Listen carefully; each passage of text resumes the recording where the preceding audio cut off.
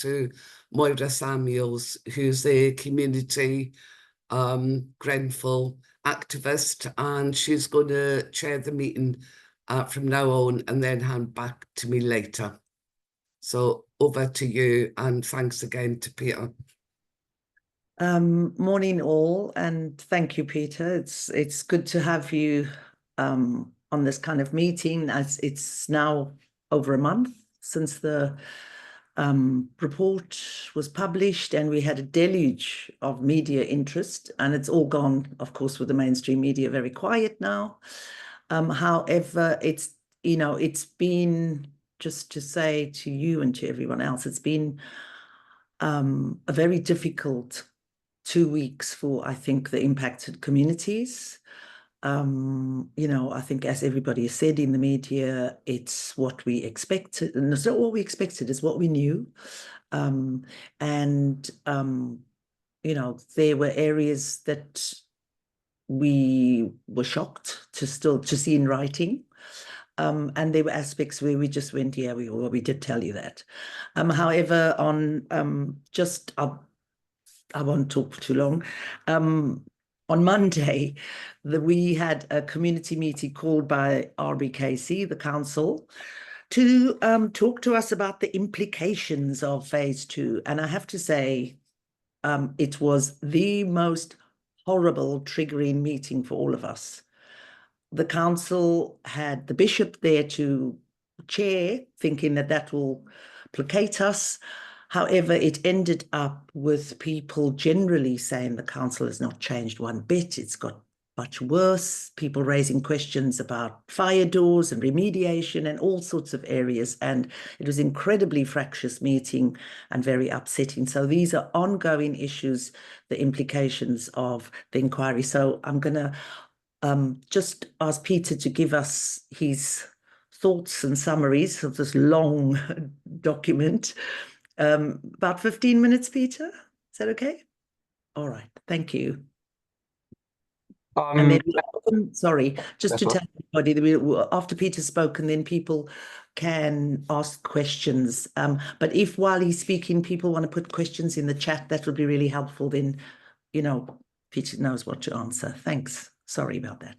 That's all right, Moyra. Thanks for the introduction. And sorry to hear about the meeting with RBKC. That doesn't sound at all, but sadly unsurprising, I think, given recent history. I'm going to rattle through a little bit. Just thanks for the invite, everyone, and thanks for coming. Moyra and Morag asked me to speak for sort of 15 minutes and then be available to take questions as for the kind of larger part. So I'll just give a very kind of overall summary first. So I think I'm focusing on a couple of areas of government, the corporates, and the social landlords, because I think that's where you guys as campaigners are kind of most interested. But feel free to ask me anything in the Q&A. I think, like, as a broad point, and I think Moyra alluded to this, I don't think that the inquiry report gave us new revelations as such. I think that the evidence that was there was already in the public domain because of the evidence sessions. So we kind of heard it, we'd read it, we'd written it, it was familiar to the community, I think the facts at least. But I think what the inquiry report did that was important was produce kind of an authoritative opinion on why these things happen and who was to blame and what they were to blame for. And that allows us, as people who kind of talk about the fire and speak about these organizations, to be a lot firmer in the public statements we make without any fear of reprisals. And also, we can kind of strike down any arguments that people might make about why certain parties were innocent or not to blame for certain things, because the inquiry report has dismissed almost all of those, except in some very small and fairly irrelevant areas. So starting with government, I mean, and again, this is a story that is now well told, but the inquiry set out what they called a long period of complacency, essentially, towards the risk of cladding fires. So governments from as early as 1991 had very clear evidence that there was a risk to high-rise buildings in the UK, particularly social housing, actually, because that's where cladding first started being retrofitted. You know, I assume some knowledge here, but just in terms of we had a long-standing fire safety practice in the UK of stay put, which was based on the idea of concrete buildings with 2 hours fire resistance. So if a fire starts in a flat, it will stay in the flat of origin for 2 hours. And that means that the other flats and the communal areas are treated as a place of safety. But we effectively undid all that by sticking plastic materials to the outside of buildings. And immediately from the time we started doing that in 1991, it was becoming apparent, both through real world fires and through laboratory testing, which the government was commissioning, that this practice had a really serious risk of undoing all of those fire safety measures inside a block of flats and causing huge disaster, especially if people were told to stay put. And so that includes, I think, probably in the most extreme example, the government commissioned a series of tests on popular cladding products in 2001, so 16 years before the Grenfell Tower fire. And one of the products that they tested in that range of experiments included aluminium composite material with a polyethylene core, which is the exact same product which is later used on Grenfell Tower. We now know, I mean, that material is extraordinarily dangerous. The core of it, the polyethylene part, is sort of chemically similar to petrol. And that test showed that. I mean, it showed the test failed in under 10 minutes, and I think they had to stop it for the safety of people present at the laboratory because the flames were sort of extending 8 or 9 meters above the top of the test rig. And the government did not do anything with that information to make sure these materials weren't used on people's homes in the years to come. And it's fairly clear that part of the reason they didn't do that, or I would argue the main reason they didn't do that, was lobbying pressure from the corporate world, essentially. If we'd have raised standards at that point, there were various products that would have been forced out of the market. So people would no longer have been able to sell certain materials in the UK because they were relying on our lower standards to keep market access open. And they overtly said that to government, and government followed. And it's really as simple as that. In order to maintain market access for various corporations, the government was willing to risk human lives in tower blocks, and that's the picture that this report paints. It goes into quite a lot of detail about the post Lakanal House. So again, assuming some knowledge, but for those who aren't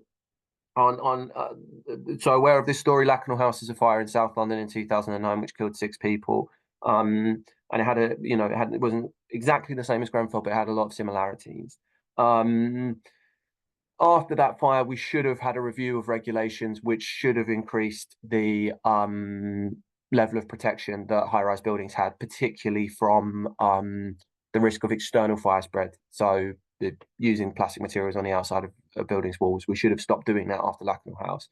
We didn't, and the government, the report is very, very clear that was a consequence of the government's what is so-called enthusiasm for deregulation or reducing burdens on industry. So a quote from the report is, however well-intentioned the government's aims of reducing burdens on industry may have been, it was not in the public interest to allow policy on deregulation to impede the ability of officials to promote changes that would improve public safety. And it said this was a serious failure of leadership on the part of ministers and senior officials. And the reason why I pull that out, particularly for campaigners to be aware of, is because, while the government, including the current government and current ministers, might pay lip service to having learned the lessons of the Grenfell Tower fire and report, that is very much something which no government has yet accepted. We still have deregulatory politicians on both sides of the political divide. The focus remains cutting red tape, reducing burdens on industry, and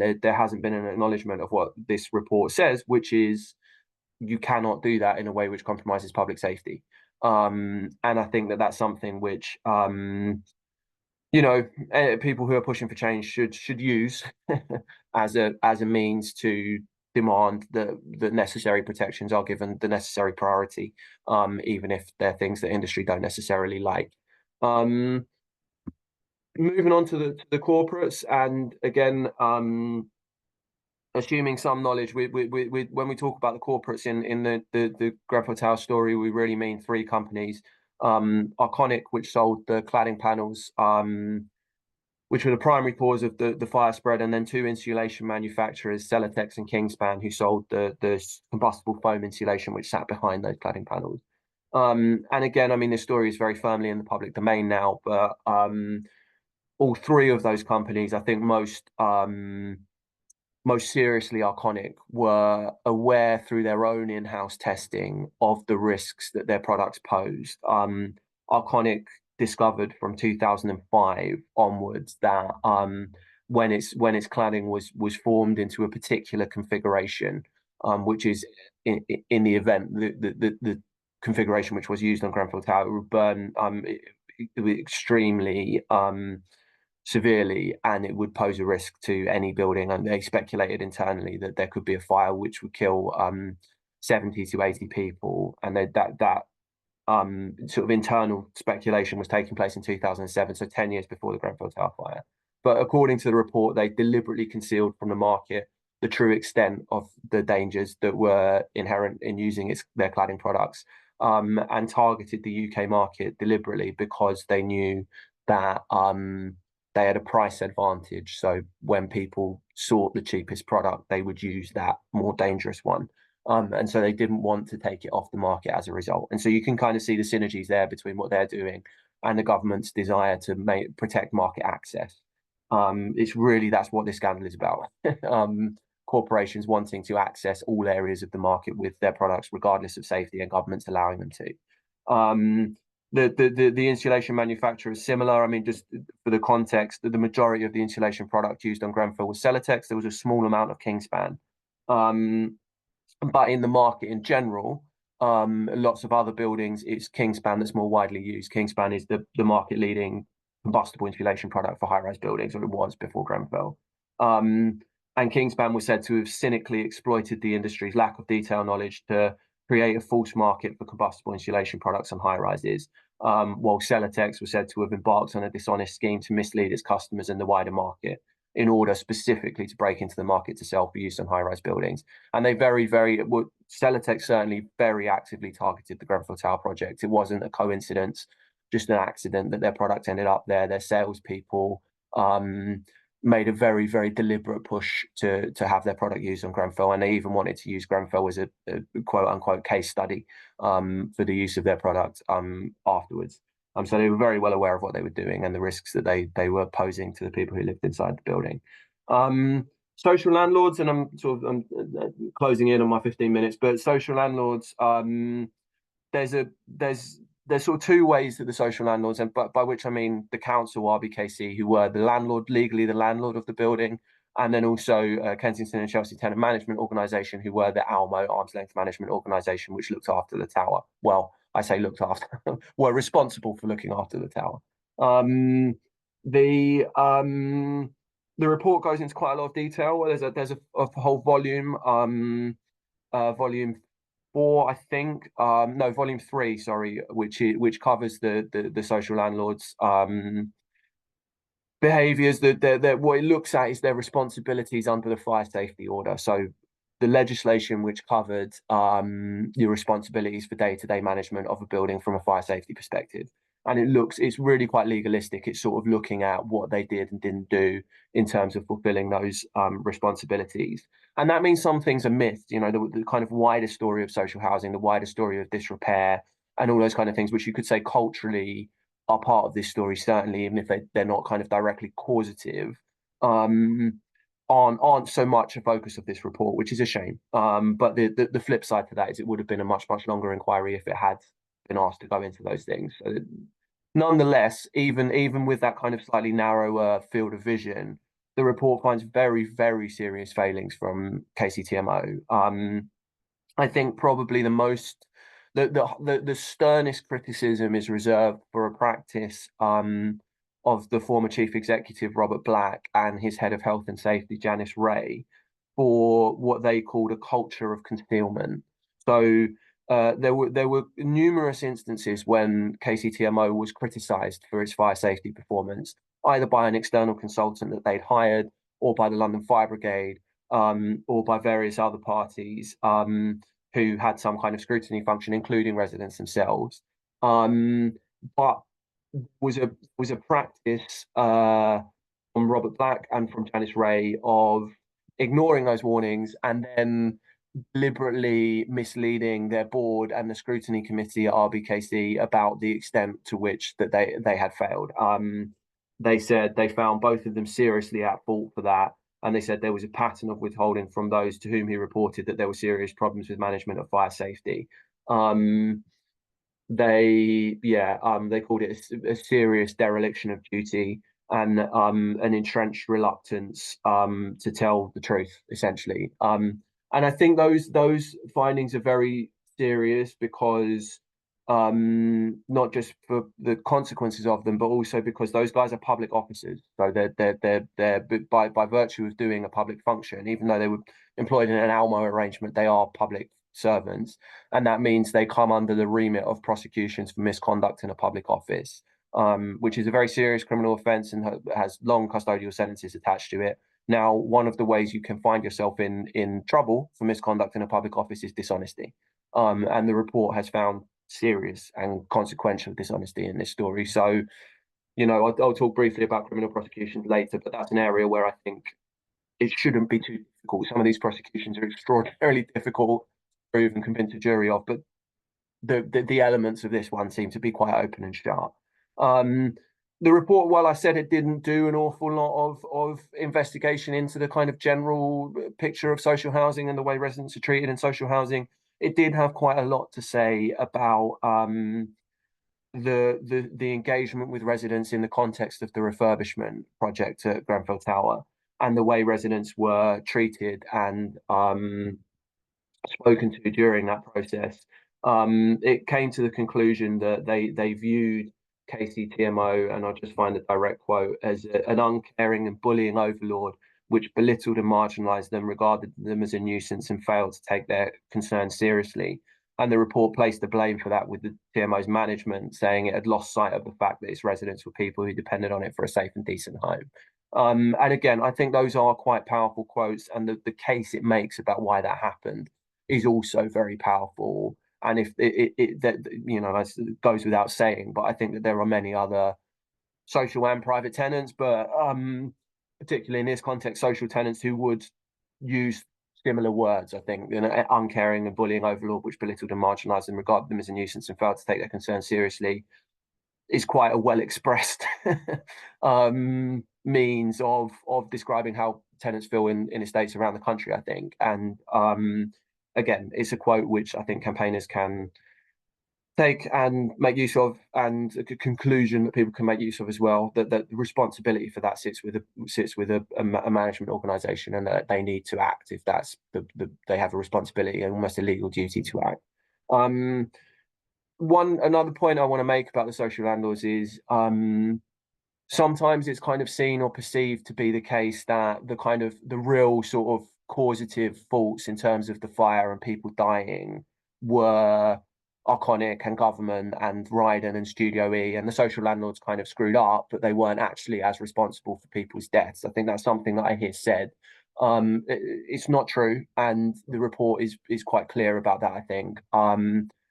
Probably the second most serious fault in terms of causing people's deaths at Grenfell Tower after the cladding was the missing fire door self-closers, because that's why smoke spread so rapidly inside the tower and trapped people and cost them the opportunity to escape through a clean environment, smoke-free environment.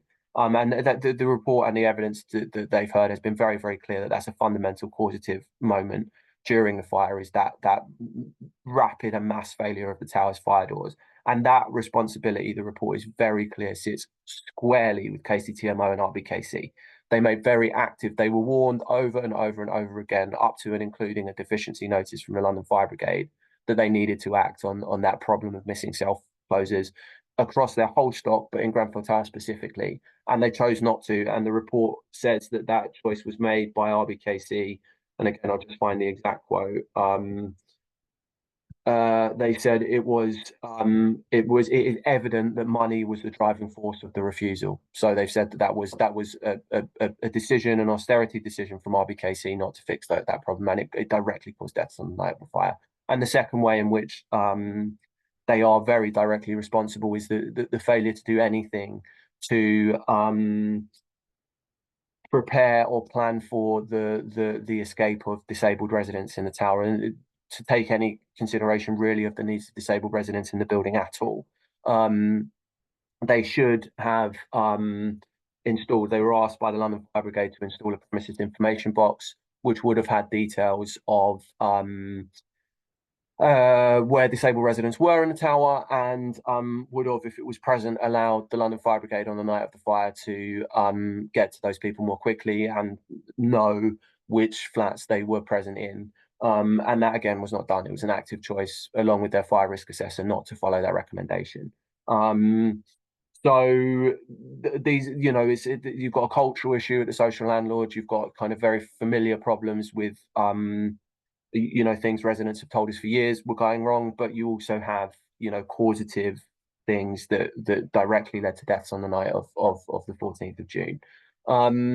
And so, yeah, I'll stop in a moment, but I just briefly, Moyra asked me to reflect a little bit on things that people can kind of take from the report as sort of actions and things that might be of use. I think in terms of support, I think it's very clear to me from Grenfell, but also from other things that have happened, most recently Dagenham, that there's an awful lot of suffering in the aftermath of disasters, not just in the kind of couple of days after when a community tends to be at the center of a news story and is flooded with volunteers and people who are willing to kind of rush in and donate things and help. But in the kind of weeks and months afterwards, I think people in Dagenham are still struggling. That fire was in late August, and there's problems with the temporary accommodation they're placed in.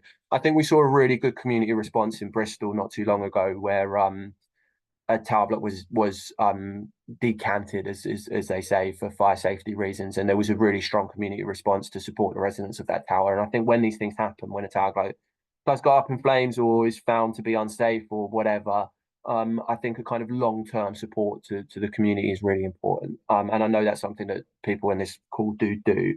I also just think that the position of disabled residents in high rises in general, it's not only on the day of a fire when it's difficult to be a disabled resident of a high-rise building. It's as soon as the lifts break down, and unfortunately that does happen a lot. And there's some talk about that in the report. And I also think, for social landlords, they weren't given specific recommendations from this report, which is a shame. But there are lots of things in it. Are they up to date with the high priority lists in their fire risk assessment? Is the fire risk assessor that they've appointed really competent to do the job? What are their qualifications? What analysis has that social landlord made of that person's qualifications? How thorough are their reports? All of these, the report is clear. The responsibility for all of these sits with the social landlord. And they should be assessing those questions and asking them, are the fire door self-closers fixed? Are the key fire safety issues that those risk assessments have identified in towers complete? And we know from lots and lots of public evidence now that that's often not the case. And then I just also think that the three names of those corporations I mentioned, Iconic, Celotex, and Kingspan, I think every left-wing campaigner in Britain should know those names because they're sort of the embodiment of everything people on the left talk about happening and talk about going wrong, is that behavior and then the consequences of it. And I think it should be a kind of totemic issue for Britain's left that those three companies are brought to justice. And so I think that joining in that campaign and making it something that you personally stand for is really important. So yeah, I'll stop there and take any questions if people have them. Thank you so much, Peter. I know that there's unfortunately I got bumped out of the meeting, so I've missed a few questions, but there are some questions in the chat. And I know that people may actually just want to raise their hands or their virtual hands. There are 32 people on the call, so it's going to be quite difficult for me to see people physical hands. So if you can, if we could just have sort of say I don't know, Peter, if that's okay with you, 6 or 7 questions, and then you can come back and then we can have perhaps, if there's time, another tranche of questions, yeah? So I can see that I have Suze and Pete Furman, but if I could read out, there's questions that I can see. So Chantal, your question is, I'm a resident of Elm Road Fire, Wembley, ACM cladding, and we have no remediation date. What can we do? So that's Chantal's, who is the, sorry, I said who you were. You are the resident lead for Elm Road, Wembley. Okay, and then there's a question from Tanya, Southwark DCH, who says, does Peter think that social housing landlords are merely paying lip service to their fire safety obligations since the publication of the report? In its most cynical terms, are they putting on a Grenfell but really doing nothing? So I'll take... Sorry, that wasn't from me. I just reposted that. That was from Braithwaite. Okay. All right. Thank you. Thanks, Tanya. Sorry about that. Suze, and then Pete Furman, followed by Paul Burnham. Hi, Pete. Thanks so much for that summary. Really useful, and all the work that you're doing really on the Grenfell Inquiry. My question was really about how significant it is. What's the significance really that we have from the last election? 4 Labour MPs have come straight from housing associations. They held executive positions at housing association, and one of the Liberal Democrat MPs.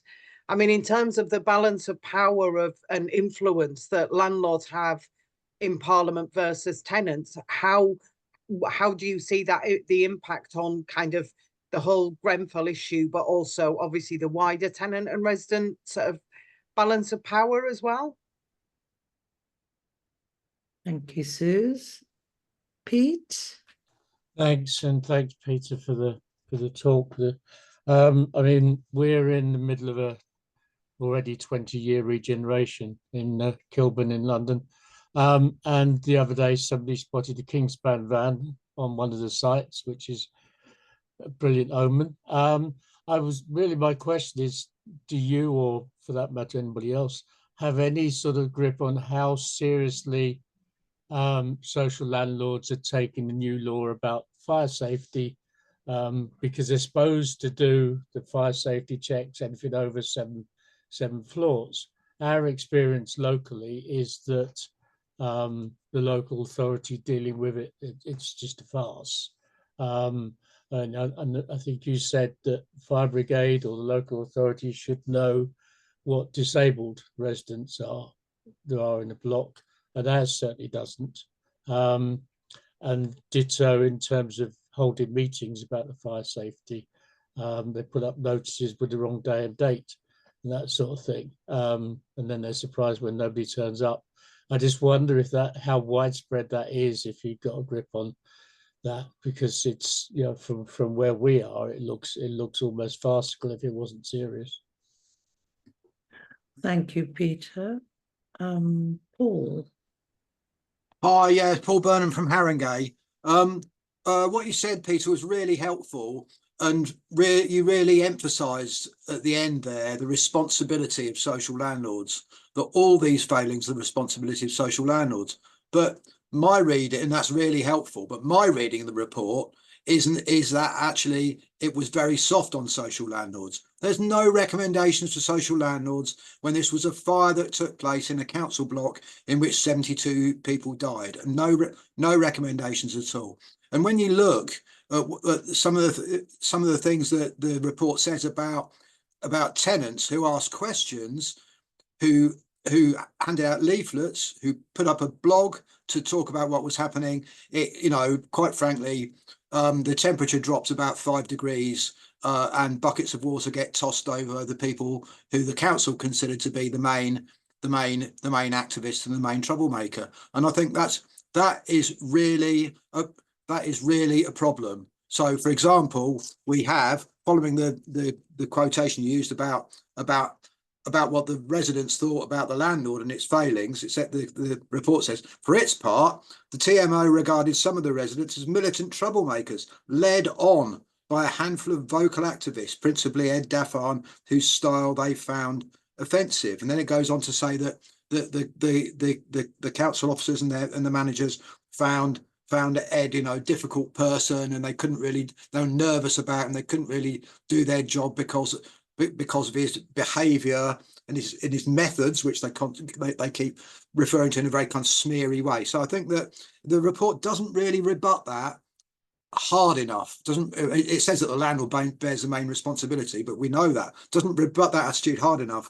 And I think that, just to finish, that obviously we need to get active and to learn from one another and use that in our engagement with our landlords. And it would be useful to have some more backup around that, which we don't get in this country very much anymore. If you look at the United States, in certain states in the United States, they fund residents associations and residents organisations. You don't have to be nice to the landlord to take part in the organisations that are funded by the landlord, because they understand that that's what they ought to do.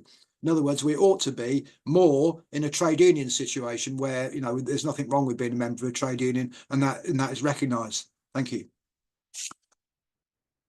Thank you, Paul. Moyra, can I answer now? Otherwise, I'm going to lose track of You're going to everything. forget, of course. I'll take another tranche afterwards, but look, I've been taking notes of what people said as I was going through, so I'll just rattle through them all, and please do just drop a message in the chat if I miss anything off. But so Chantel, I think you talked about having ACM cladding at Elm Park, and if I'm right in my thinking, that's the Octavia block where there was a fire about a year or so ago.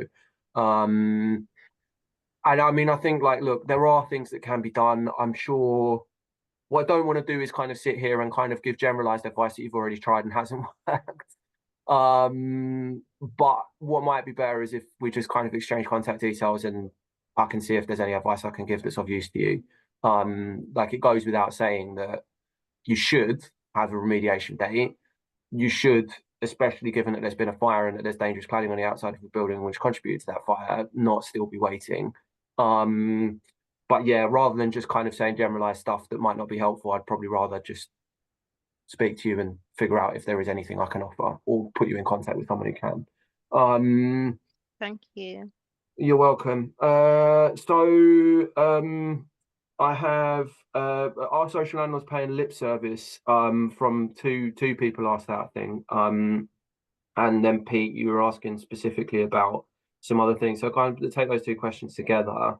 I mean, I do think, look, I think that there is, I don't think anyone's doing a perfect job of this. I certainly don't think anyone's doing a perfect job of this. I have seen the occasional instance of people doing some stuff that seems to me to be motivated by a genuine desire to get things right, even if it's not completely right everywhere, so I think I tend to be less so in London, but I've been to a couple of social landlords in the northeast of England, for example, where they've very proactively got rid of their stay put policies for their tower blocks. They've got they've sprinkled everything. They've got fire alarm systems in place. They've got they're really kind of done a lot of work in terms of getting health and safety managers involving residents in the building in reporting issues and getting them fixed and all that sort of stuff. And spoke to some residents in blocks like that where they were actually quite happy with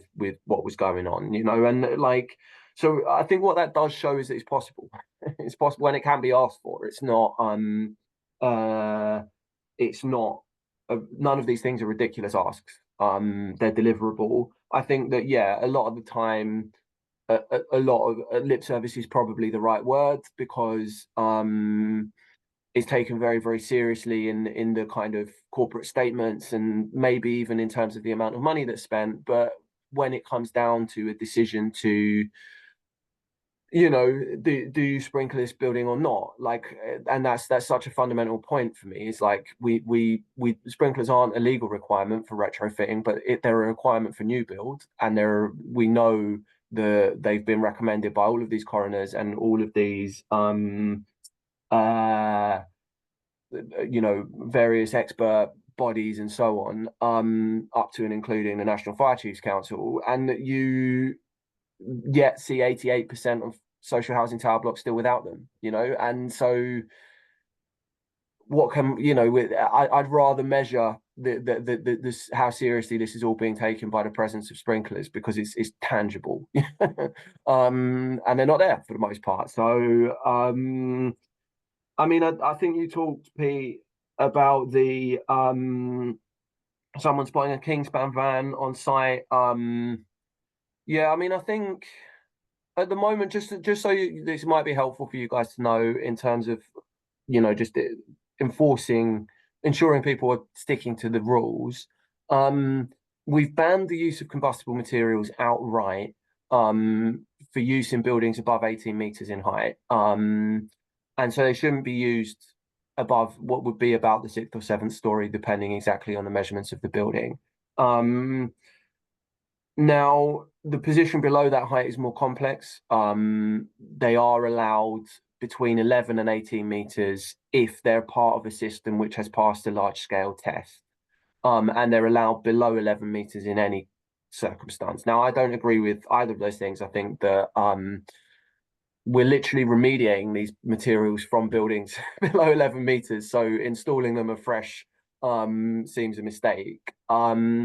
What I would say is if you see them going up on a building in that bracket between 11 and 18, it's probably worth having a look at asking, okay, what is the testing that justifies this?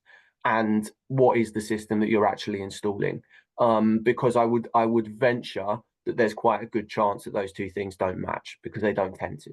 And then that would allow you to say, actually, no, you're not legally, you're getting this wrong legally, because people will read that, oh, you can use it 11 to 18 meters if it's part of a justified test system, as, oh, you can just use it. Like, it will become that on a building site. And it shouldn't, because it's not safe and it's not responsible, but we know how rules are applied. But for you as someone who is trying to campaign and change things in these buildings, asking what the test is and then comparing it to what they're actually installing might be a pretty good lever to pull. And in terms of disabled residents and the responsibility to account for the presence of disabled residents, it was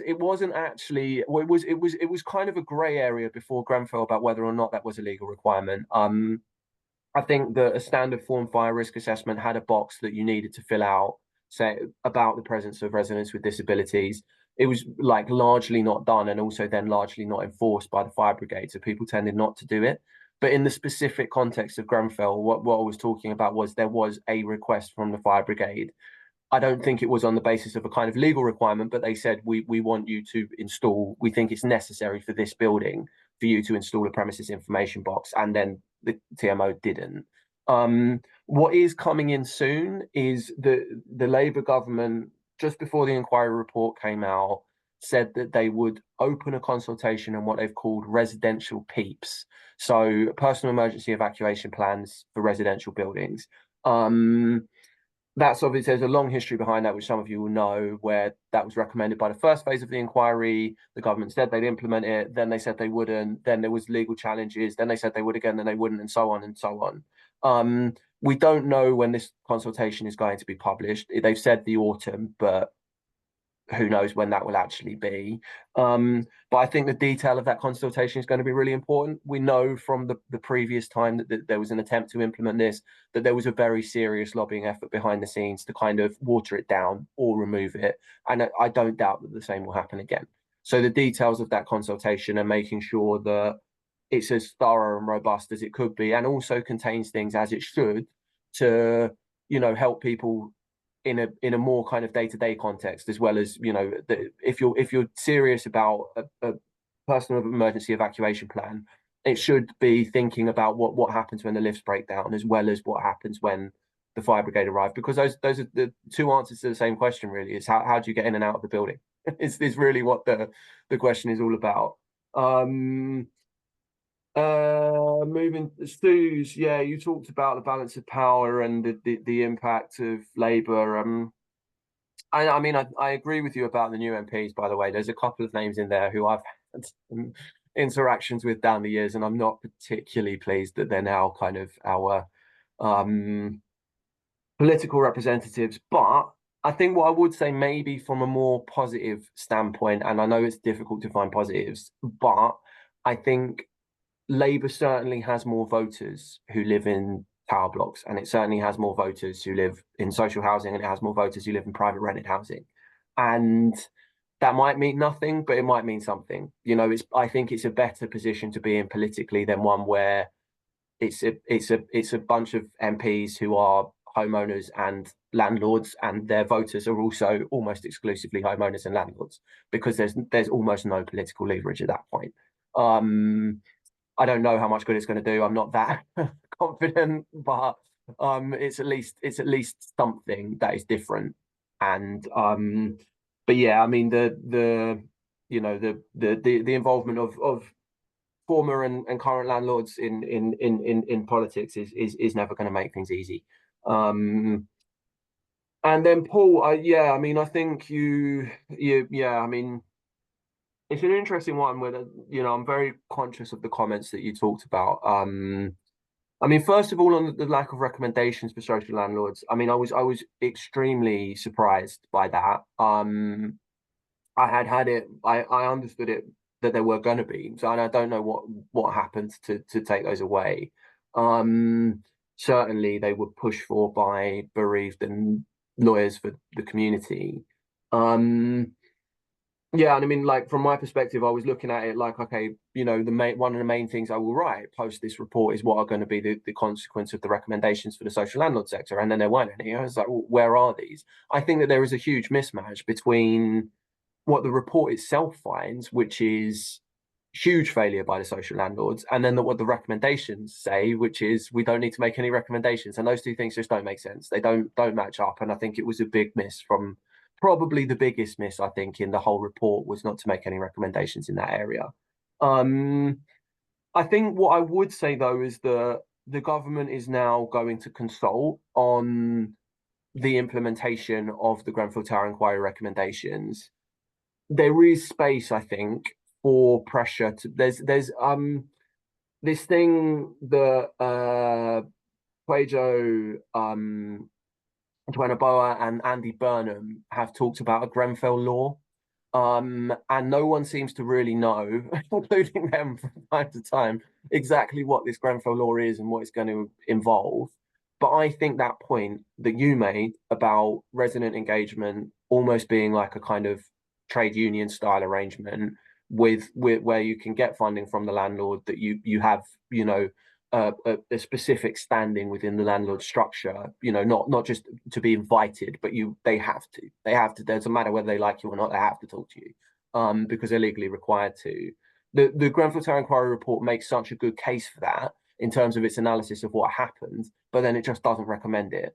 And I think that if there is going to be a push sort of for a slightly kind of out of the left field Grenfell law, that's the sort of thing I would like to see included in it. And I think that there might be someone like Quajo, if he's getting behind this, would probably get behind that as an idea.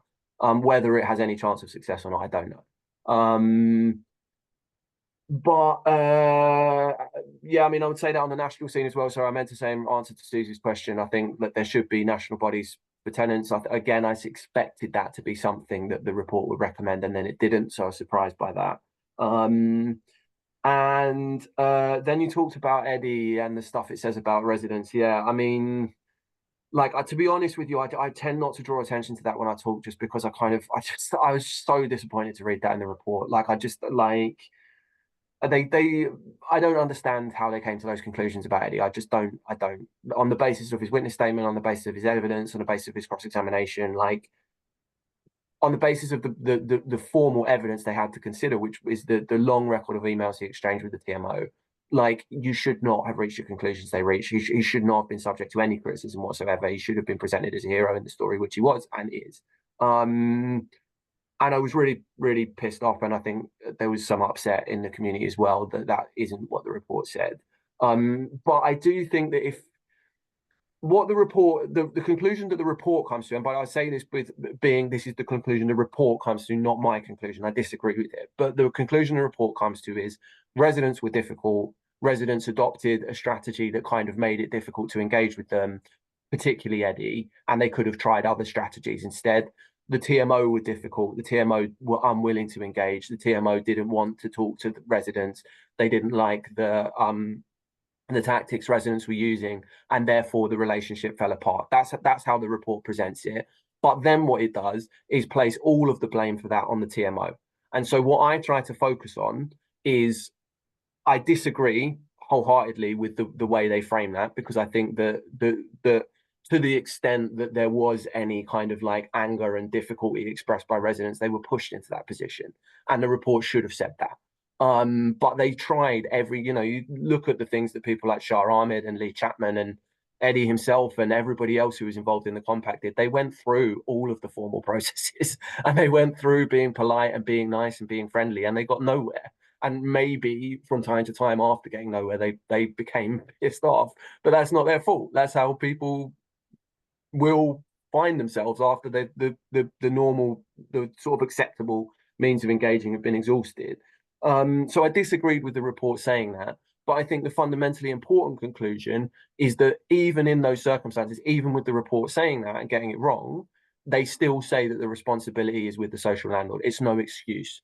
Is the panel's view? It's no excuse for a social landlord to say, well, we don't like the way residents are talking to us. It's still the social landlord's responsibility to get tenant engagement right. And I think that that's an important point to emphasize. If people say, well, we can't engage with this community because they're too difficult, and so it's like, well, the Grenfell Inquiry report says otherwise. It says it's still your responsibility legally as a social landlord, and it sits with you, not with them. It sits with the social landlord to fix things, not with the residents to be nice. So yeah, I tend to try and emphasize that part. I don't know, maybe I should just address the stuff about Eddie more head on and just say it's a load of crap. Because it is. So yeah, I mean, interestingly enough as well, and another thing I didn't mention incidentally, which I think is I don't particularly like about the report, is in the early passages in the introduction, they consider the question of race and whether race played a role in the Grenfell Tower fire, and they come to the conclusion that it doesn't. They say they haven't seen any specific evidence of race being a factor. And again, I think it's a kind of it's quite a small-minded conclusion, really, because I don't think if someone is doing this stuff because of race, it would be quite unusual for them to put that down in an email or a policy document. That's not quite how these things work. There might have been kind of more sort of like subtle comments or things said between people, which the inquiry might have found out if they'd have asked for any of that evidence, which they didn't. They made a specific decision not to. So,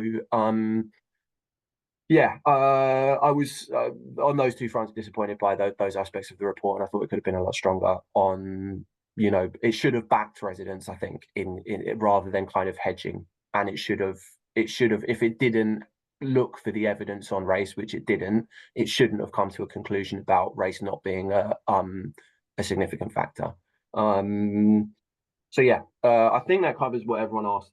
And I've got a bit more time before I need to get back to my kids. So if there's any more questions, I'll take them as well.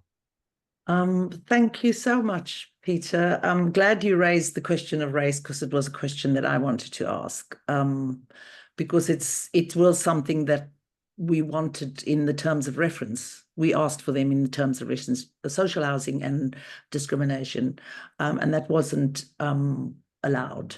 And I think that actually the question of race within what happened at Grenfell is really significant, especially in this particular period, where it's likely that, there's such a lot of racism around housing, and the demands of the far, the far right talking about, housing and migrants and etc. etc. I think there's certain aspects of this that I think really should have been highlighted, because I think for the community itself, there's a huge sense of a gap in the inquiry report. And again, it talks to the fact that they feel that who they are, whether they come from a working class community, and people of color come from working class communities, that those two factors actually were ignored. And they are desperately disappointed with the fact that lawyers actually didn't raise it at the inquiry, because they felt they could have, and they could have raised it under the Equality Act. And that was my question. I wanted to ask you whether you thought it was possible to raise it under, differences of treatment, north of the borough and south of the borough. We've got a few minutes left. We've still got a few issues on the Homes for All agenda for today. But before I just take any more questions, was to just say to people, Tanya's put it in the chat. I would really, really recommend Peter's book. It's absolutely brilliant. It's really, really powerful. And so many people in the community actually have found it's quite forensic and quite shocking in a way. So, but it kind of you prepared us for the inquiry, Peter. We felt we could manage it a lot better. So I would really recommend it, and it's a very compassionate book as well. So thank you. Any other questions?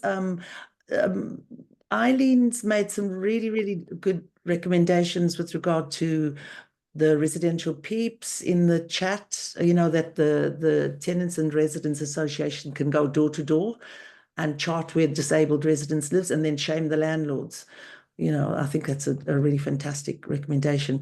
But if there are any other questions that people feel that they wanted to ask, by show of hands, Mike, did you have a question? Mike Roberts, that you put into the chat. And to remind people that there's a freedom of information requests that you can make to your local authority or housing association about what progress they've made on fire safety remediation. And Moyra has put it in the chat. Mike? Yeah, right. It's given me some leads. I've still got one building which is shuttered in scaffolding. It's certainly fire risk, etc. And we've got others which have been done locally. But I think some of the other things which have come out from Peter, etc., in the discussion this morning, I will be taking forward and making sure my local authority covers as well. The thing that's shocking, because I was at Grenfell literally 2 days after the appalling disaster, talking to local residents. It was the local residents who were doing all the organising. The local authority was nowhere. The local authority, quite honestly, has been nowhere through this. And I think there is a need after Larknell, which we all have to put our hands up and say, we totally missed that. We should be looking at where responsibilities lie, and if necessary, there needs to be legal action against responsible local authorities or irresponsible local authorities as well. Thank you, Mike. I'll take just a couple of questions, because then Peter has to tend to his children on a Saturday morning. Paul, you've got another quick question? Yes, I have. I read your article in Inside Housing about the implications for social landlords of the Building Safety Act, Peter, which is really, really good and really positive. Which is that basically that when residents ask questions about fire safety, they should get all the help and all the information they require. But that's very different to what takes place at the moment. At the moment, there is a regulatory requirement on social landlords to engage with residents. But what happens is the landlords choose who they want to engage with. So, I mean, I've had a personal experience for a very lengthy selection process where the landlord decides who they're prepared to engage with, and then everything that happens is confidential. So, in other words, they say, would you like to be a representative? But a representative, by definition, is somebody who's elected by the people who on the ground and who reports back. If you can't report back, there isn't any purpose of the conversation except to make the landlord look good. That's where we've been, and I hope that the Building Safety Act stuff and this, the discussion after Grenfell allows us to move on from that, because that's a terrible position. The landlord just empowers themselves by picking who they want to talk to and blocking anybody else. I'm sure we can do much better than that, and I hope we will do. Thank you. Thanks, Paul. So any last minute questions? Then I'm going to ask Peter to, there are lots of other comments and questions, and Chantal's left her email in the chat. So if there aren't any more, I'll ask Peter just if there's sum up then. Thank you, Peter. Sure. Well, look, thanks, Moyra and Morag and everyone else. Yeah, I mean, Paul, just briefly on the point you made, it was probably more of a statement than a question, right? And I kind of agree with what you said, but I do think, I mean, the new building safety regulator is not, I mean, it's not a resource to do its job, really. It's unfortunate, but like it's kind of overwhelmed on the construction side at the moment. It's kind of the enforcing authority to sign off all of these construction projects around the country, and it's not managing to do it. It's them kind of overseeing all of the remediation work, and again, struggling with that. And so I just think it does have these powers. It should have these powers to kind of require not just social landlords, but all managers of high-rise residential buildings to engage with residents and bring in their safety cases and assess them and all that kind of thing. But it's just not. It's a regulator with the power to do that. It's not a regulator with the resource to do that, and that's a problem. I mean, it's what I would say is it's a if you are trying to kind of get traction with the social landlord and raise complaints, it's another place to go. The current regulator and the ombudsman are what they are in terms of effectiveness. They're probably more effective now than they were a few years ago, but they're still far from perfect. The building safety regulator is new, and I don't know, what they will do if the residents group comes to them and says, look, we are not being listened to by a social landlord, here's evidence of it. They haven't produced a tenant engagement strategy for our building, or they have produced a tenant engagement strategy for our building and they're not in compliance with it. What are you going to do about it? I don't know what that regulator will do when they get that information, because I just don't think it's happened an awful lot yet. But I'd say it's probably worth trying. And yeah, I mean, I think in general sort of summary, I mean, I think I think that there's a lot in this report that's of use, whether it's all perfect, and I think for the reasons that we've discussed, I don't think it is. But there's a lot that's of use in terms of not just holding the organisations that were responsible for Grenfell to account, but for holding other organisations that are behaving in the same way to account.